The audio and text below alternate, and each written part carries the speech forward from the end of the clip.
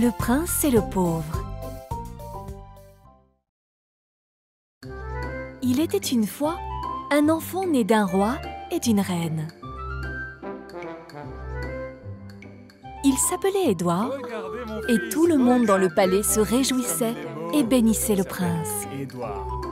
Venez, venez, approchez, approchez. Venez. Il est beau, hein? Mais qu'il est attentif, déjà, réveillé. Ce même jour, un autre petit garçon naquit dans une famille très pauvre. Il s'appelait Tom. Sa famille était si pauvre qu'elle n'avait souvent pas d'argent pour se nourrir. Le prince Édouard avait beaucoup de nourriture et de beaux vêtements. Goûti, goûti, goûti, goûti, goûti. Goûti, Le goûti, roi goûti. adorait son fils unique et l'éleva dans l'amour et le confort. Tom grandit dans la pauvreté et la faim et devait mendier auprès d'inconnus pour pouvoir manger. Son père était cruel et méchant.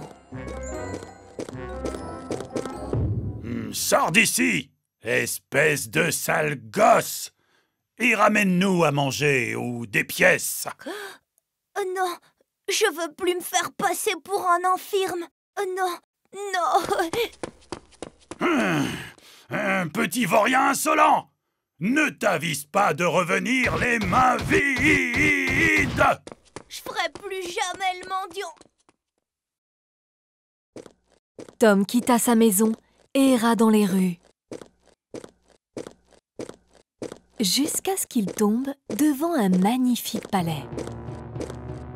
Voyant l'apparence débraillée de Tom, le garde essaya de le chasser. Comment oses-tu approcher du palais royal, espèce de gamin dégoûtant? Je passais par là. Je faisais rien. Rien du tout. Je le jure, monsieur le garde. Va-t'en d'ici! Ou alors ça va barder! Est-ce que tu m'as compris? Mais pourquoi alors? Va-t'en de là, je t'ai dit! Le prince revenait d'une balade quand il entendit les cris du garde. Qu'est-ce qui se passe ici? Ce mendiant dégoûtant rôde autour du palais. Alors je lui ai dit de partir. Oh mon Dieu! Oh! Regardez-moi ce pauvre petit. On dirait qu'il n'a pas mangé depuis des jours. Majesté, il vient sûrement du quartier pauvre de l'autre côté de la ville. Oh! Vous croyez? Je compatis. Je suis désolée. J'aimerais l'inviter dans mon palais et lui donner un peu de nourriture.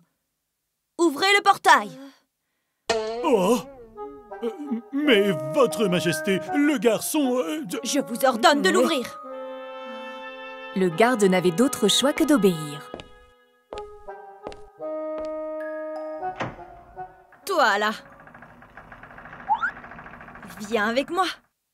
Je t'invite dans mon palais. Oh. Oh. Le prince donna à Tom beaucoup de nourriture. Et quand il eut assez mangé, le prince l'emmena dans ses propres quartiers. Comment t'appelles-tu? Je m'appelle Tom, votre majesté. Tom, je suis Édouard. Parle-moi du monde extérieur, Tom. Allez. Bah, je crois qu'il est bien, mais moi j'ai toujours faim. Faim? C'est comment d'avoir faim? J'ai une idée. Donne-moi tes vêtements. Mes vêtements? Mais pourquoi? Je veux essayer des vêtements confortables pour une fois. Mais... Oh, ils sont sales et déchirés, majesté. Je m'en fiche. Tiens, tu peux porter les miens. Les deux garçons échangèrent leurs vêtements et se regardèrent dans le miroir côte à côte. Ils étaient impressionnés par leur ressemblance.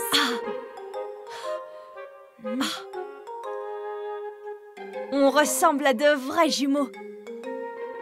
Tu ne trouves pas? Ouais, votre majesté. Oui. Voyons si l'on peut tromper tout le monde. Ha! Pourquoi tu ne resterais pas là et prétendrais être roi, pendant que je vais dehors pour voir le monde extérieur? Votre majesté? Tom hésitait sur cette idée, mais il n'osa pas contrarier le prince. Habillé comme un pauvre, le prince sortit du palais.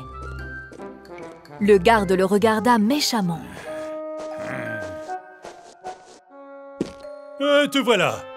Ce n'est pas trop tôt. Sale petit mendiant, comment oses-tu abuser de la générosité du prince Édouard? Hein? Sors d'ici! Et ne reviens jamais, compris? Jamais! Garde! Vous croyez vraiment que je suis un pauvre? C'est moi le prince! Tu es fou ou juste idiot? Pars maintenant!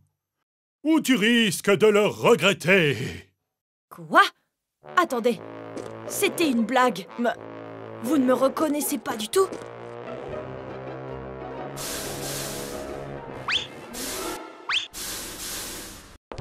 Le garde jeta le prince hors du château.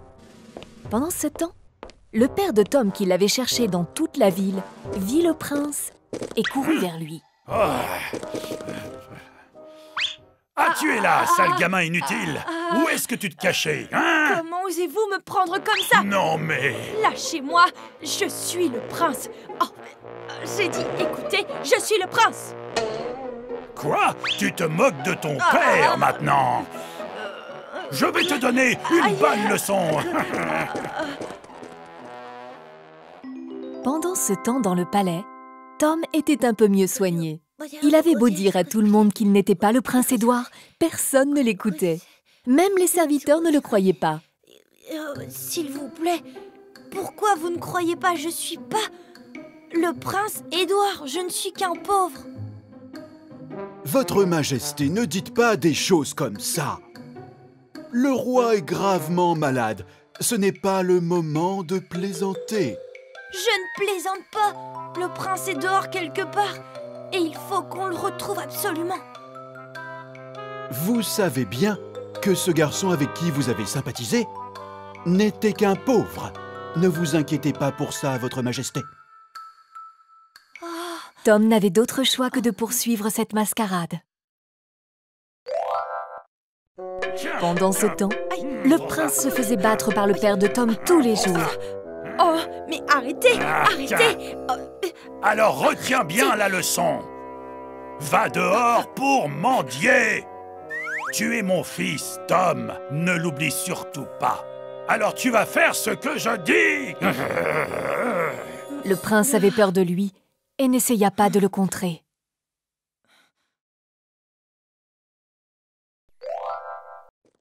En marchant dans le village, le prince pensa à ce qu'il avait expérimenté. Je n'arrive pas à croire que le père de Tom le traite aussi cruellement.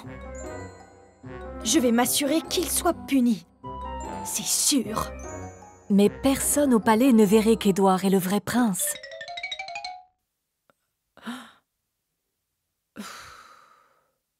Mais comment puis-je retourner au palais si personne ne me reconnaît?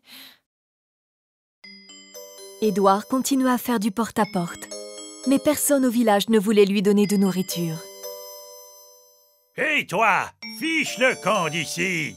Hein? Ah, mais quel garçon puant et dégoûtant! Va-t'en d'ici! Édouard errait dans le village, mais il n'arrivait même pas à manger une fois par jour. Plusieurs jours passèrent ainsi.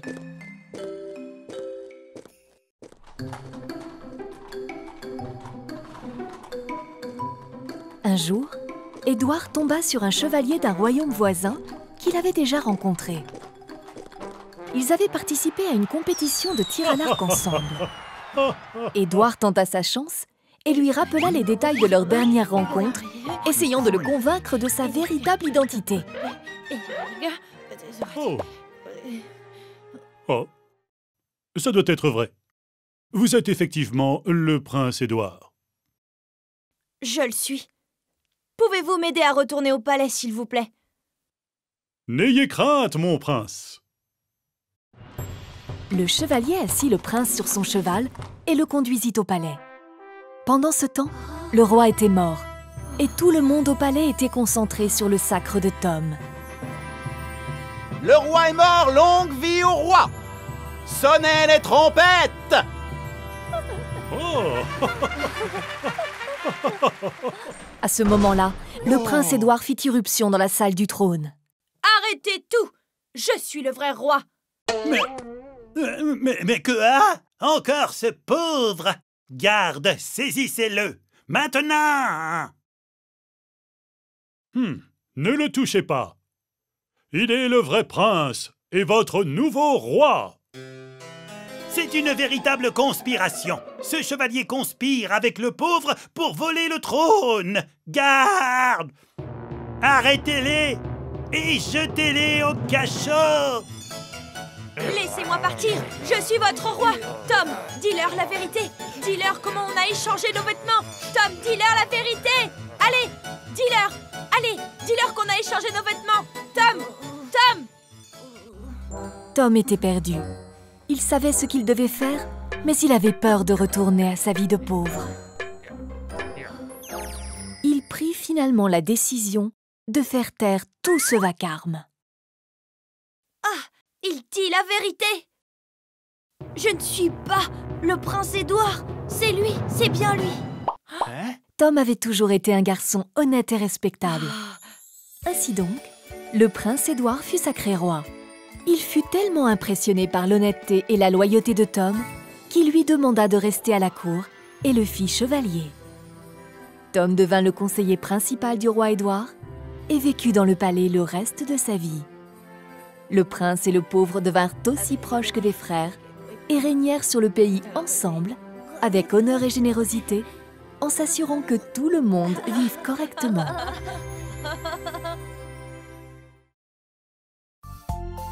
Les habits neufs de l'empereur.